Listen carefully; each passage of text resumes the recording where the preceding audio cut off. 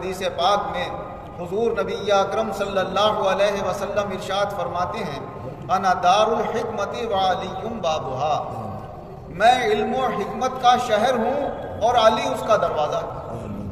یعنی اگر کسی کو میرا صحیح علم حاصل کرنا ہے تو وہ علی کو ذریعہ بنائے، علی کے ذریعے سے وہ میرے علم کا بہت بڑا حصہ حاصل کر سکتا ہے۔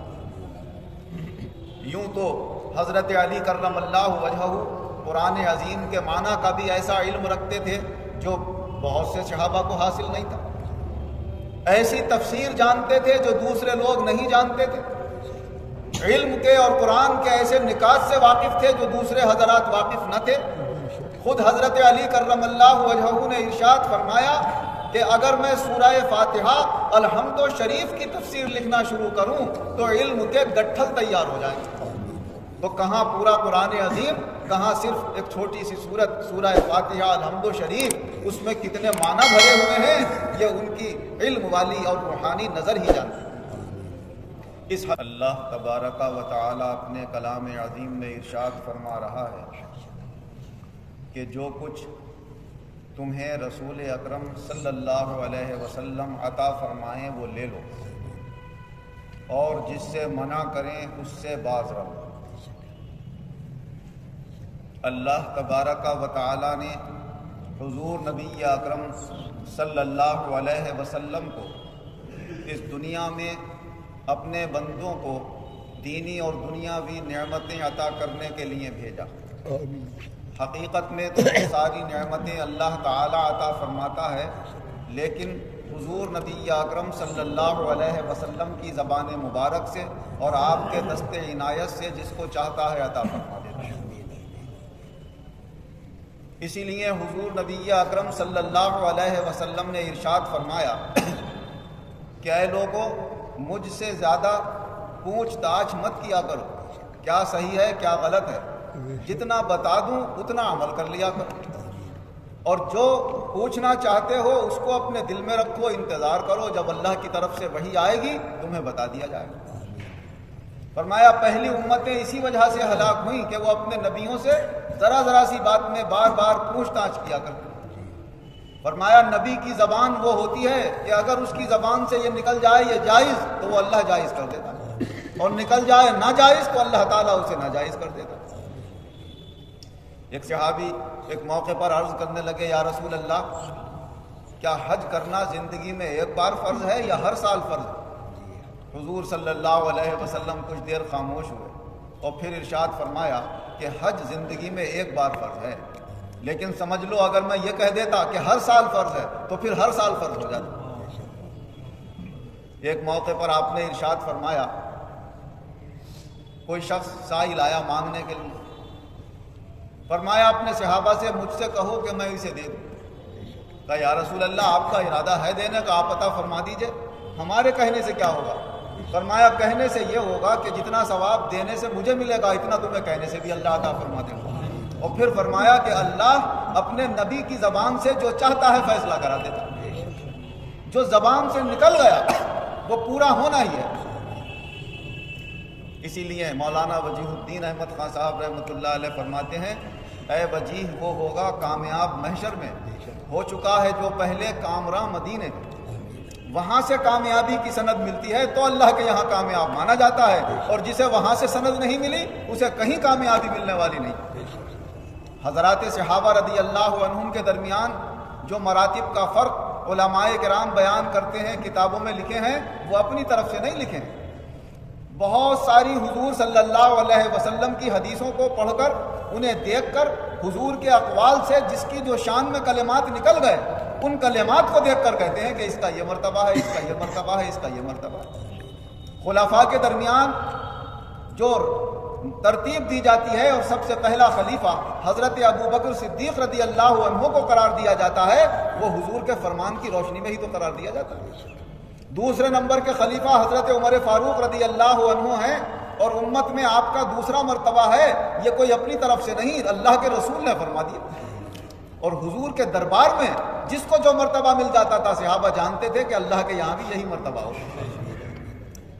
اسی لیے ایک موقع پر جب حضور صلی اللہ علیہ وسلم نے حضرت عمرو بن العاص رضی اللہ عنہ کو ایک لشکر کا سردار بنا کر روانہ کیا، تو آپ یہ سوچنے لگے کہ حضور نے مجھے لشکر کا سردار بنایا ہے تو ضرور حضور کی نظر میں میرا کوئی مقام ہے، لاؤ معلوم کر لوں حضور کے یہاں کیا مقام ہے۔ یا رسول اللہ سب سے زیادہ آپ کو کون پسند ہے؟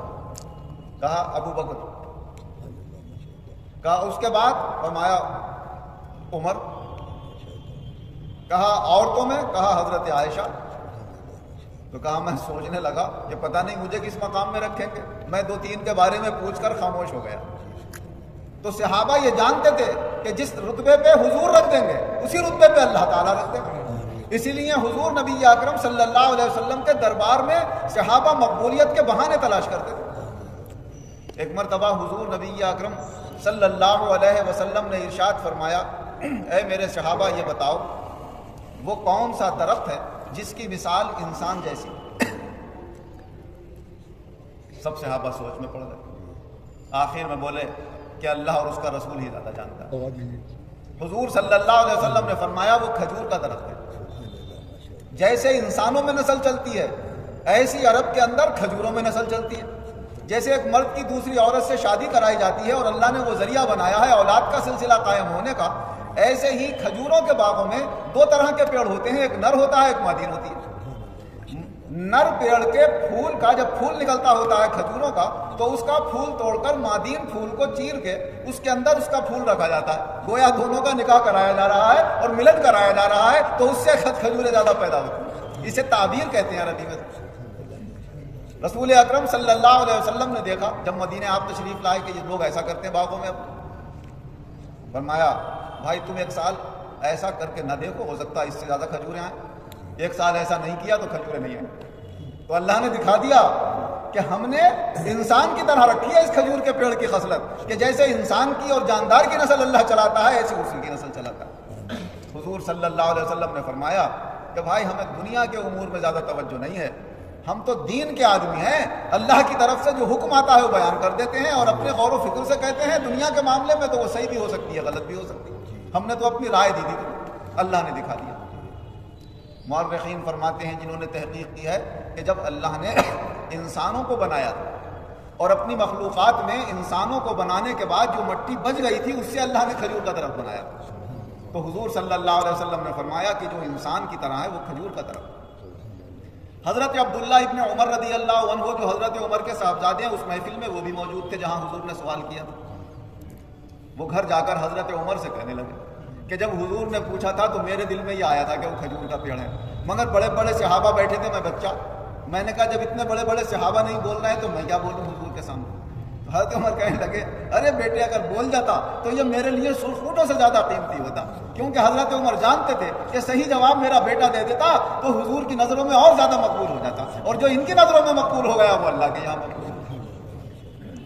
یہ تمام تمہید میں نے اس ذیل میں بیان کی کہ آج ولادت کی تاریخ حضرت علی کرم اللہ وجہہ کی ہے 13 رجب المرجب، تو حضرت علی کو بھی اپنی زبان مبارک سے جو مرتبے اور مقام عطا فرمائے صحابہ یقین رکھتے تھے کہ ادھر فرمایا ادھر اللہ کے یہاں سے طے ہو گیا یہ مقام آ گیا۔ چنانچہ حضرت زید بن ارقم رضی اللہ عنہ روایت کرتے ہیں کہ حضور صلی اللہ علیہ وسلم نے غدیر خم کے پاس کھڑے ہو کر اپنے صحابہ کو مخاطب فرمایا اور فرمایا بتاؤ کیا میں تمہارے نزدیک تمہاری جانوں اور تمہارے مالوں سے زیادہ عزیز نہیں ہوں؟ کہا یا رسول اللہ کیوں نہیں ہے؟ فرمایا آج میں تمہارے سب کے سامنے یہ اعلان کرتا ہوں کہ علی تم سب کا مولا ہے اور تم سب کا مددگار ہے۔ اور مولا کے معنی بہت سے آتے ہیں، مولا رب کو بھی کہتے ہیں پالنے والا، مولا محبت کرنے والے کو بھی کہتے ہیں، مولا سید اور سردار اور آقا کو بھی کہتے ہیں، مولا ناصر مددگار اور حمایتی کو بھی کہتے ہیں، مولا جس کے اوپر انعام کیے جائیں اسے بھی کہتے ہیں، اور جو دوسروں پر انعام کرے مولا اسے بھی کہتے ہیں، جو کسی کی پرورش میں رہے مولا اسے بھی کہتے ہیں، جو غلام آزاد کر دیا جاتا ہے مولا اسے بھی کہتے ہیں۔ علماء کرام فرماتے ہیں مولا ایک ایسا لفظ بولا ہے حضرت علی کے لیے جس سے بے شمار اعلیٰ صفات حضرت علی کے اندر جمع ہو گئے، کہ آپ کی کوئی پرورش میں آ جائے تو آپ اس کی پرورش بھی فرما دیں، کوئی آپ کو اپنا سردار تسلیم کر لے تو آپ اس کو اپنے سائے میں لے لیں، انعامات وہ فرمائیں، اگر کوئی کہے میری مدد کرو تو اس کی مدد کے لیے آ جائے۔ تو آج بھی لوگ دنیا کے اندر کہیں پر کوئی ضرورت پیش آتی ہے اور علی کا نام لیتے ہیں تو اللہ ایک ہمت پیدا کرتا ہے، ایک طاقت پیدا کرتا ہے اور کاموں کے لیے آسانی پیدا کر دیتا ہے۔ یہ اسی کی برکت ہے جو رسول اکرم صلی اللہ علیہ وسلم نے فرمایا کہ ہر مومن اور مومنہ کا مولا اور ولی حضرت علی ہیں۔ اسی طرح حضرت سہل بن سعد رضی اللہ عنہ روایت کرتے ہیں کہ ایک مرتبہ جب جنگ خیبر ہو رہی تھی تو حضور صلی اللہ علیہ وسلم نے ارشاد فرمایا کہ بھائی کل کو ایک ایسے شخص کے ہاتھوں میں جھنڈا دیا جائے گا اور اس فتح کا سردار ایسے شخص کو بنایا جائے گا کہ جو اللہ سے محبت کرتا ہے اور اللہ اور اس کا رسول اس سے محبت کرتا ہے، وہ اللہ اور اس کے رسول سے محبت کرتا ہے اور اللہ اس کے ہاتھوں پر فتح عنایت فرما دے۔ اب جب یہ اتنے اعلیٰ لفظ بولے حضور نے تو ہر شخص صبح کا انتظار کرنے لگا کہ بھائی صبح کو حضور کی خدمت میں پہنچتے ہیں، کیا معلوم وہ شخص کون ہے جس کو حضور جھنڈا عطا فرمائے۔ سب جب حضور کی خدمت میں صبح کو حاضر ہوئے تو حضرت علی نے حضور اکرم صلی اللہ علیہ وسلم نے یہ فرمایا علی کہاں؟ کہ یا رسول اللہ ان کی آنکھیں دکھ رہی ہیں خیمے کے اندر لیٹے ہوئے۔ کہا بلا کے لایا گیا۔ حضور صلی اللہ علیہ وسلم نے اپنا لعاب دہن ان کی آنکھوں میں لگایا، فوراً آ کے ٹھیک ہو اور اس کے بعد کبھی دکھی نہیں، ورنہ بچپن سے آنکھیں دکھنے کی آپ کو بیماری۔ پھر ان کو جھنڈا عنایت فرمایا اور اللہ تعالیٰ سے نے ایسی فتح عنایت فرمائی۔ اول تو حضرت علی نے پوچھا یا رسول اللہ یہاں تک لڑوں کہ سب کے سب دین میں داخل ہو جائیں یا سب کے سب کو میں قتل کر دوں؟ فرمایا نہیں، اطمینان سے جاؤ، پہلے دین کی دعوت دو۔ اگر ایک شخص بھی تمہارے ذریعے سے ہدایت کے اوپر آ جائے تو فرمایا یہ تمہارے لیے سرخ اونٹوں سے زیادہ قیمتی ہوگا۔ سرخ اونٹ عرب میں بہت قیمتی مانے جاتے ہیں۔ تو اللہ تبارک و تعالیٰ نے وہاں انہیں فتح نصرت عطا فرمائی۔ بہت سارے مقامات پر حضور صلی اللہ علیہ وسلم نے یہ ظاہر کر دیا کہ دیکھو اللہ اور اس کے رسول کو علی بہت محبوب ہے۔ ایک مرتبہ پرندے کا بھنا ہوا بڑا شاندار گوشت حضور اکرم صلی اللہ علیہ وسلم کے سامنے رکھا ہوا، تو حضور اکرم نے اللہ سے دعا کی کہ اے اللہ میرے ساتھ اسے کھانے کے لیے کسی ایسے شخص کو بھیج دے جو تیری ساری مخلوق میں تجھے سب سے زیادہ محبوب ہے۔ اور یہ دعا کرنا تھی کہ حضرت علی تشریف لے اور ان کا حضور اکرم صلی اللہ علیہ وسلم نے اپنے ساتھ بٹھا کر انہیں کہا۔ حضرت علی کرم اللہ وجہہ فرماتے ہیں کہ حضور صلی اللہ علیہ وسلم کے ساتھ میرا ایسا معاملہ تھا کہ شاید کسی کا ہوگا، فجر سے پہلے ہی حضور کے گھر میں پہنچتا تھا، آواز دیتا تھا، سلام کرتا تھا، اگر حضور پھکارتے تھے تو واپس آ جاتا تھا، ورنہ ہر جگہ مجھے جانے کی اور ہر وقت آپ کے پاس حاضر ہونے کی اجازت تھی۔ اسی طرح جب آپ ہجرت کر کے مدینہ منورہ تشریف لے گئے اور حضور صلی اللہ علیہ وسلم نے مدینے کے رہنے والے انصاریوں اور مکے کے مہاجرین میں سے ایک ایک شخص کو لے کر ان کو دونوں کو بھائی بنا دیا کہ آج سے تم ان کے بھائی، تم ان کے بھائی، تم ان کے بھائی۔ تو انہوں نے ایسی بھائی چارگی نبھائی کہ اپنی زمینوں تک میں حصے دار بنا لیا انہیں اور اپنی جائیداد تک میں حصے دار بنا لیا، اپنے کاروبار میں حصے دار بنا لیا۔ ایک شخص کی تو 2 بیویاں تھیں، کہنے لگے میں ایک کو طلاق دے دیتا ہوں، ایک سے تم نکاح کر لو، آج سے تم ہمارے سگے بھائی سے بھی زیادہ ہو۔ حضرت علی کا کسی کو بھائی نہیں بنایا۔ سب کے جب مواقعات ہو گئی، بھائی بھائی بنا دیے گئے، 2 آدمی آپس میں، ایک مکے کا ایک مدینہ کا۔ تو حضرت علی روتے ہوئے آئے حضور کے پاس، یا رسول اللہ آپ نے سب کو بھائی دے دیا، ہمیں کوئی بھائی نہیں دیا، ہمیں بھی تو کسی کا بھائی بنایا ہوتا۔ تو حضور اکرم صلی اللہ علیہ وسلم نے فرمایا میں ہوں تو تیرا بھائی اور تو میرا بھائی دنیا میں بھی ہے اور آخرت میں۔ تو چچا زاد بھائی بھی تھے، فرمایا دنیا میں بھی میرا بھائی اور آخرت میں بھی میرا بھائی۔ اب اس سے اونچا رتبہ اور مقام کیا ہو سکتا ہے؟ معلوم ہوا کہ محبت ایک الگ ہی چیز ہے اور روحانیت کے مرتبے الگ ہی ہیں۔ علامہ طیبی فرماتے ہیں اس حدیث پاک میں جو حضرت جابر رضی اللہ عنہ سے مروی ہے کہ ایک مرتبہ حضور صلی اللہ علیہ وسلم کو غزوہ طائف کے موقع پر حضور نے اپنے قریب بلایا اور قریب بلا کر چپ کے کچھ دیر باتیں کی۔ بہت دیر ہو گئی، خاموشی سے باتیں، صحابہ دیکھ رہے ہیں کھڑے ہوئے کہ چپ کے کیا باتیں ہو رہی ہیں۔ تو آپس میں کہنے لگے ذرا زور سے کہ حضور کو بھی آواز پہنچ جائے، ارے بھائی اپنے حضور تو اپنے بھائی سے بڑی لمبی چپ کے باتیں کر رہے ہیں، بڑی سرگوشیاں ہو رہی ہیں، بڑی راز کی باتیں ہو رہی ہیں۔ تو حضور نے سر اٹھایا اور فرمایا اس سے میں چپ کے باتیں نہیں کر رہا ہوں، اللہ تعالیٰ چپ کے باتیں کر رہا ہے۔ تو اس میں علامہ طیبی فرماتے ہیں کہ اللہ نے حضور صلی اللہ علیہ وسلم سے یہ فرمایا تھا کہ میں یہ کچھ راز دے رہا ہوں، یہ صرف علی کو بتانا، کسی اور کو مت بتانا۔ تو حضور وہ راز بتا رہے ہیں، لیکن راز اسے کہتے ہیں کہ لوگوں کو یہ بھی پتہ نہ چلے کہ ہمارے پاس کوئی راز ہے۔ اسی لیے اشارے تو ہو جاتے ہیں، لوگ سمجھ تو لیتے ہیں کہ کوئی نہ کوئی خاص اللہ اور اس کے رسول سے حضرت علی کا تعلق ہے، کوئی خاص علم آپ کو دیا گیا ہے جو کسی کو حاصل نہیں ہے۔ لیکن آپ تواضع انکساری میں فرماتے تھے بھائی جو سب قرآن پڑھتے ہیں وہ ہم بھی پڑھتے ہیں، جو سب حدیث پڑھتے ہیں ہم بھی پڑھتے ہیں، البتہ نقطے سمجھنے میں ہم تم سے الگ ہو سکتے ہیں۔ کچھ نقطے وہ ہیں قرآن و حدیث میں جو ہم سمجھتے ہیں، تم وہی تو راز ہوتے ہیں۔ فرمایا کچھ یہ ہمارے تھیلے کے اندر ایک کاغذ پڑا ہوا ہے، حضور نے یہ دیا تھا ہمیں، اس میں جانوروں کی عمریں لکھی ہوئی ہیں، اور کچھ چوٹ ووٹ لگ جائے تو اس میں اس کا کیا دیت ہوتی ہے، کیا جرمانہ ہوتا ہے، وہ لکھا ہوا ہے۔ باقی الگ سے کوئی ظاہری علم حضور نے ہٹ کے نہیں دیا ہے کہ قرآن کے تمہیں 30 پارے دیے ہوں تو ہمیں 31 دے دیے ہوں، تمہیں یہ حدیثیں دی ہوں تو ہمیں الگ سے حدیثیں بتا دی ہوں۔ ظاہری علم سب وہی ہے، لیکن اس علم کو سمجھنے کی جو اللہ نے صلاحیت دی ہے وہ ہر ایک کے اندر نہیں تھی، اسے کہا جاتا ہے وہ راز کی باتیں اللہ نے بتائیں حضرت علی کرم اللہ وجہہ کو۔ اسی لیے حضرت علی کرم اللہ وجہہ کو روحانی میدان کا افسر اعلیٰ بنایا، اور 3 سلسلے حضرت علی کرم اللہ وجہہ سے عالم کے اندر اولیاء اللہ کے جاری ہوئے، جو قادری، چشتی اور سہروردی، یہ تینوں سلسلے حضرت علی کرم اللہ وجہہ سے چلے ہیں۔ صرف نقشبندی سلسلہ جو ہے یہ حضرت ابو بکر صدیق رضی اللہ عنہ سے جاری ہوا ہے، تو اس لیے اللہ تعالیٰ نے روحانی میدان کا شہسوار حضرت علی کرم اللہ وجہہ کو بنایا ہے۔ اور جب حضور کی زبان مبارک سے یہ نکل گیا کہ علی ہر مومن اور مومنہ کا مولا ہے، علی ہر مومن اور مومنہ کا ولی ہے، تو حضرت عمر بھی کہنے لگے مبارک ہو علی کہ اللہ نے آپ کو ہر مومن اور مومنہ کا ولی اور دوست اور سردار بنا دیا ہے، ہم آپ کی سرداری کو تسلیم کرتے ہیں۔ تو خلافت میں مقام ہونا اپنی جگہ ہے، یہ روحانی سرداری جو ہے یہ اپنی جگہ ہے، باقی حقیقی راز تو اللہ جانے، اللہ کا رسول جانے۔ اللہ ہمیں اپنے سب بزرگوں کا ادب و احترام کرنے کی توفیق عطا فرمائے، یہ نہیں کہ کسی کی محبت میں کسی کو برا کہہ جائیں، ان لوگوں کا طریقہ ٹھیک نہیں ہے، اللہ اور اس کے رسول کو پسند نہیں ہے کہ ایک طرف علی اور حسن اور حسین سے تو بے پناہ محبت کریں اور حضور جن سے محبت کرتے تھے ابو بکر و عمر ان سے نفرتیں کریں، یہ اہل سنت والجماعت کے شان کے طرز کے خلاف ہے۔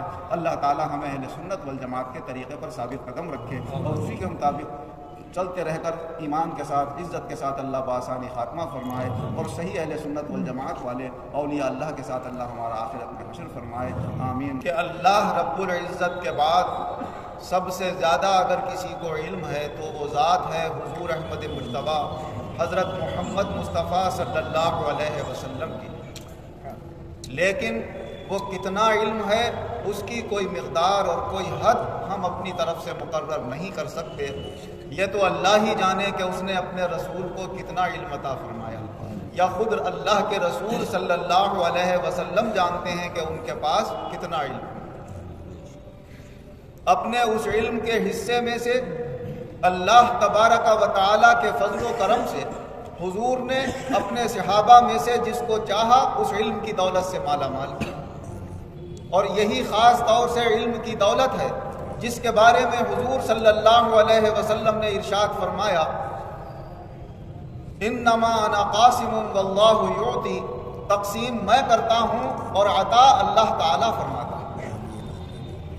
آپ کے اس علم کی عطا کا جو بہت بڑا حصہ ملا وہ حضرت علی کرم اللہ وجہہ کو حاصل ہوا۔ چنانچہ ایک حدیث پاک میں حضور نبی اکرم صلی اللہ علیہ وسلم ارشاد فرماتے ہیں انا دار الحکمت وعلی بابھا، میں علم و حکمت کا شہر ہوں اور علی اس کا دروازہ، یعنی اگر کسی کو میرا صحیح علم حاصل کرنا ہے تو وہ علی کو ذریعہ بنائے، علی کے ذریعے سے وہ میرے علم کا بہت بڑا حصہ حاصل کر سکتا ہے۔ یوں تو حضرت علی کرم اللہ وجہہ قرآن عظیم کے معنی کا بھی ایسا علم رکھتے تھے جو بہت سے صحابہ کو حاصل نہیں تھا، ایسی تفسیر جانتے تھے جو دوسرے لوگ نہیں جانتے تھے، علم کے اور قرآن کے ایسے نکات سے واقف تھے جو دوسرے حضرات واقف نہ تھے۔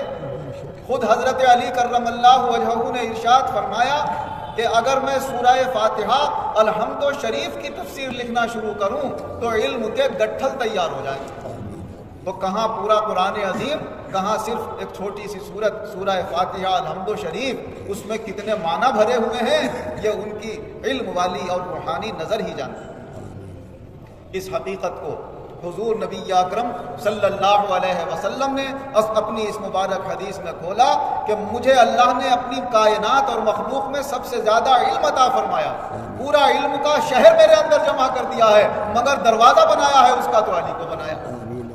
اسی لیے حضرت علی کرم اللہ وجہہ تمام علوم میں مہارت رکھنے کے ساتھ ساتھ حساب و کتاب کے علم میں بھی بہت بڑی مہارت رکھتے ہیں، خاص طور سے جو میراث کے مسائل ہوتے ہیں، تقسیم جائیداد کے مسائل ہوتے ہیں، ان میں بڑی واقفیت حاصل۔ ایک مرتبہ جمعے کی نماز میں آپ خطبہ دے رہے تھے، خطبہ دیتے دیتے کسی شخص نے اس مسئلہ عول کے متعلق پوچھ لیا کہ صاحب یہ عول میں وہ حصے جو قرآن نے حدیث نے مقرر کیے ہیں ان میں کمی کیوں آ جاتی ہے؟ جیسے بیوی کا اولاد کی موجودگی میں 8واں حصہ ہے تو اول میں اس کا حصہ یعنی کم ہو جاتا.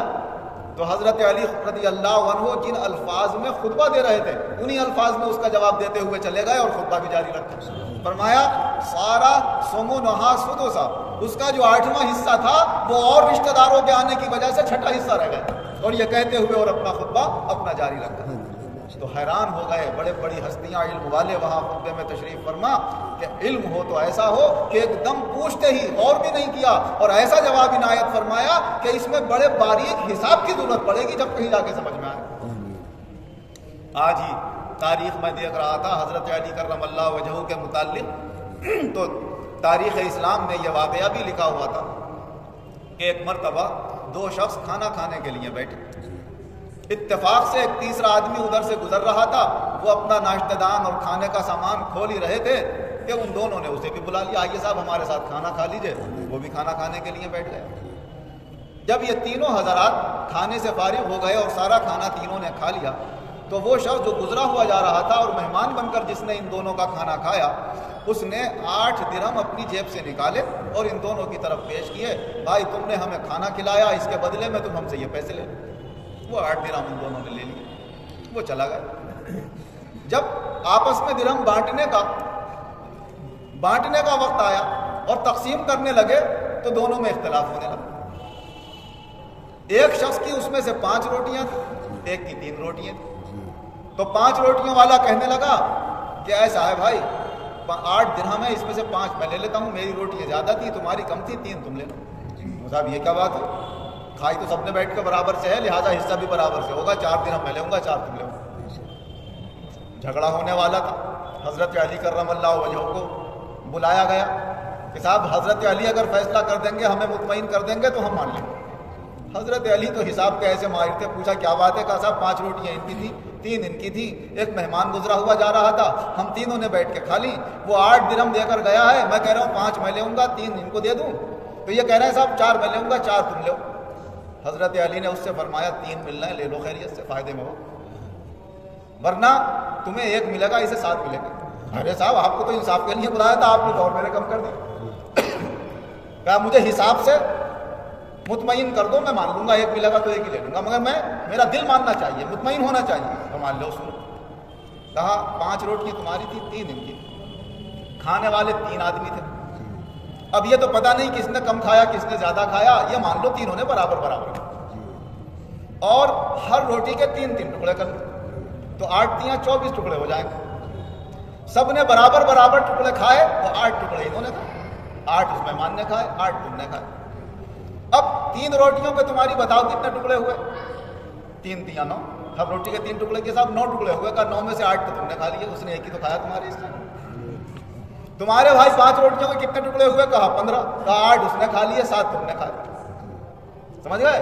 تو جب 8 تم نے کھائے, 8 اس نے کھا لیے, تمہارے ہوئے 15, تو 8 ٹکڑے اس نے تمہارے کھائے, 7 ٹکڑے تمہارے. کہا 8 تو تم کھا گئے, 7 اس نے, 1 ان کا کھایا, 7 تمہارے کھائے, لہٰذا 7 درہم تمہارے بنتے ہیں اور 1 درہم ان کا بنتا ہے.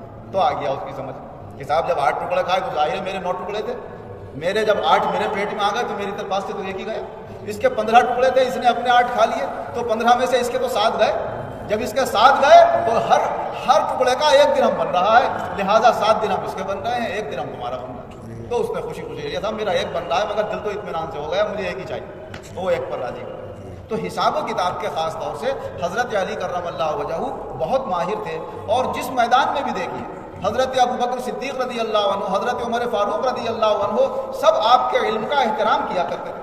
یہاں تک کہ حضرت علی کرم اللہ وجہہ حضرت عمر رضی اللہ عنہ کے دور خلافت میں ان 6 لوگوں میں شامل تھے جن سے حضرت عمر بٹھال کر مشورہ کیا کرتے تھے.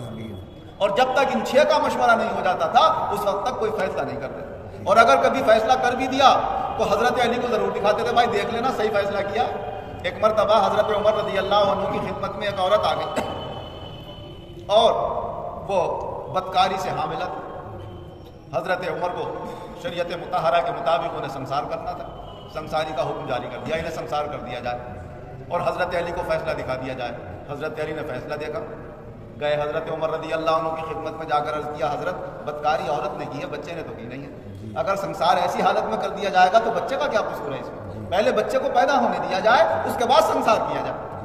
تو پھر حضرت عمر فرماتے تھے اگر علی نہ ہوتے تو عمر تو ہلاک ہو جاتا، نہ جانے کتنی جگہ ایسے فیصلے کر دیتا جو اللہ اور رسول کے حکم کے خلاف ہو۔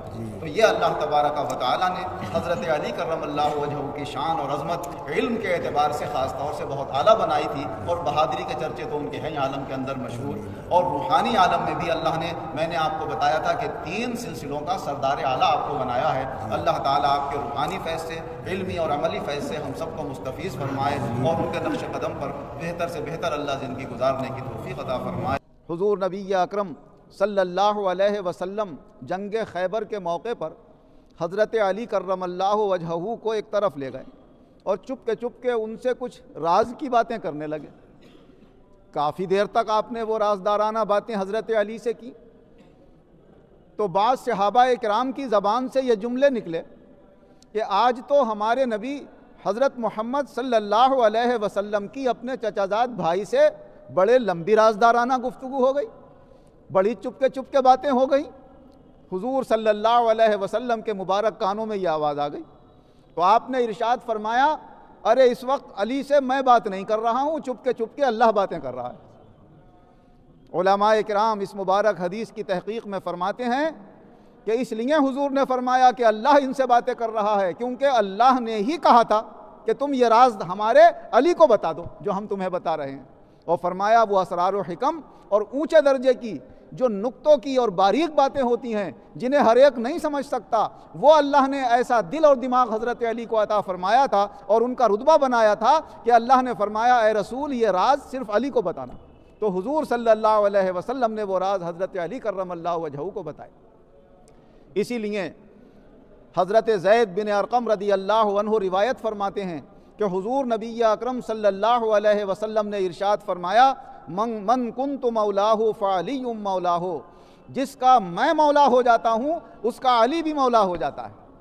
اور مولا کا مطلب ہے مددگار، سردار، لوگوں کی امداد کرنے والا، لوگوں کا ساتھ دینے والا۔ تو یہ رتبہ اللہ تبارک و تعالیٰ نے حضرت علی کرم اللہ وجہہ کو حضور نبی اکرم صلی اللہ علیہ وسلم کی عنایت سے عطا فرمایا، اور جتنے صحابہ کو مقام ملے ہیں وہ سب اللہ نے اپنے رسول صلی اللہ علیہ وسلم کی زبان مبارک سے جس کے لیے جو کہلوا دیا وہ اس کا رتبہ ہو گیا اور اس کا مقام ہو گیا۔ لیکن ان چاروں خلفاء میں جو حضور صلی اللہ علیہ وسلم کے معزز خلفاء ہیں، حضرت علی کرم اللہ وجہہ کا بھی بہت اعلیٰ مقام۔ آج سے 1400 برس پہلے حضرت علی کرم اللہ وجہہ پیدا ہوئے اور دنیا سے تشریف لے گئے۔ آج تک دنیا میں ان کی شان اور ان کی عظمت ہر جگہ مانی جا رہی ہے۔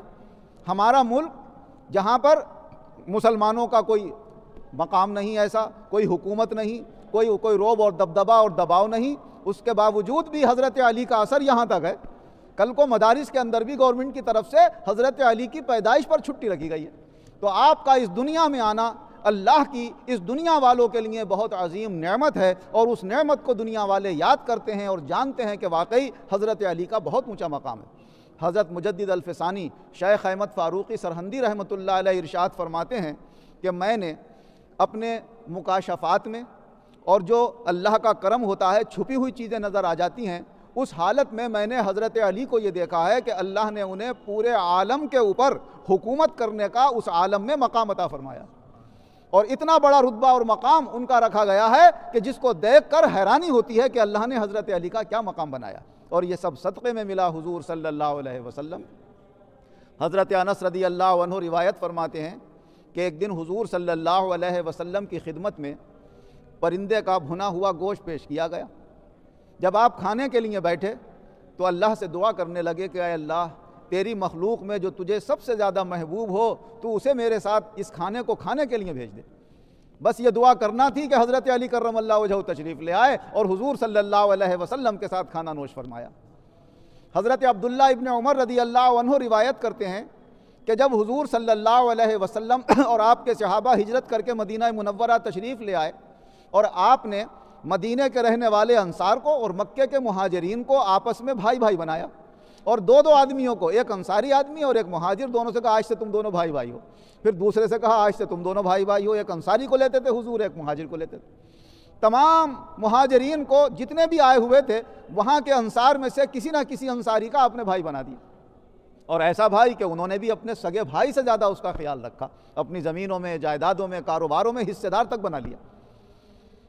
سب کی جب اس طرح سے یہ مواخات بھائی چارگی ہو گئی تو حضرت علی کرم اللہ وجہہ رہ گئے۔ انہیں خبر ملی تو روتے ہوئے حضور صلی اللہ علیہ وسلم کی خدمت میں حاضر ہوئے، عرض کرنے لگے یا رسول اللہ، سب کو آپ نے آپس میں ایک دوسرے کا بھائی بنایا، میرا بھائی تو آپ نے کسی کو بھی نہیں بنایا۔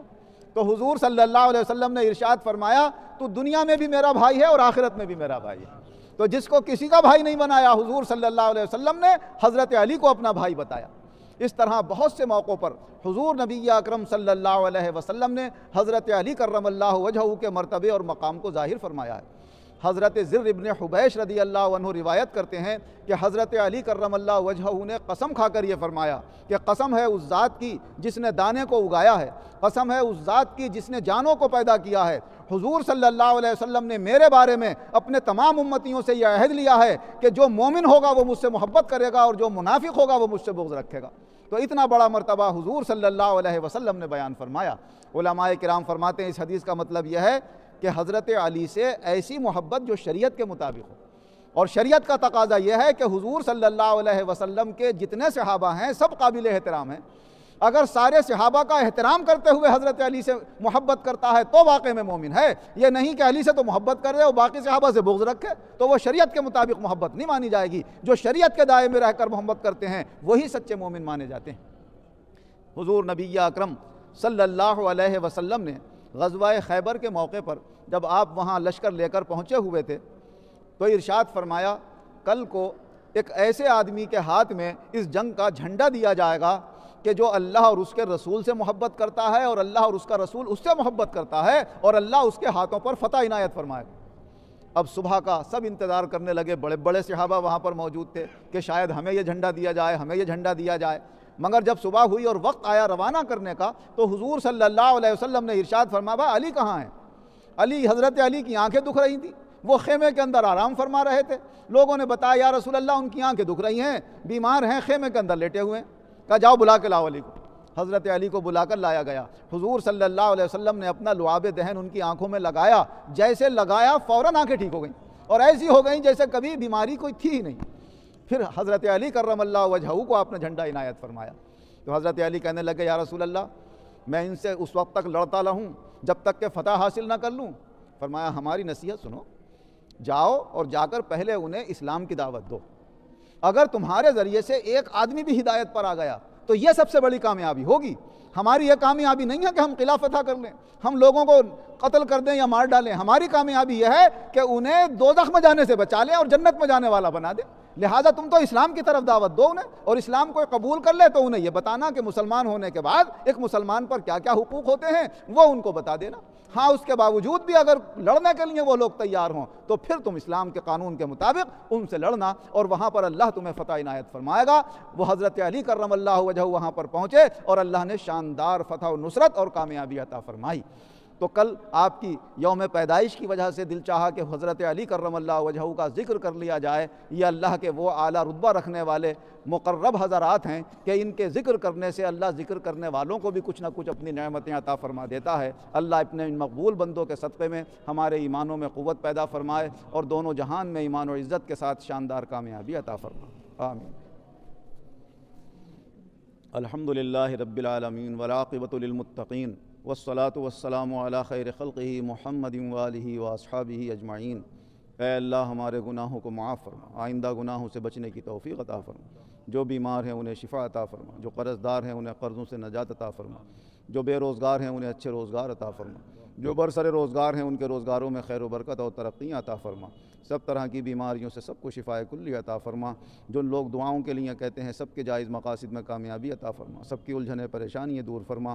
کل عالم کے مسلمانوں پر خصوصی رحم و کرم فرما، سب کی تکلیفیں الجھنیں پریشانیاں دور فرما۔ دشمنان اسلام کے مقابلے میں سب کو غلبہ، فتح، نصرت اور کامیابی عطا فرما۔ دونوں جہان میں ایمان و عزت کے ساتھ ہم سب مسلمانوں کو شاندار کامیابی بآسانی عطا فرما، آمین۔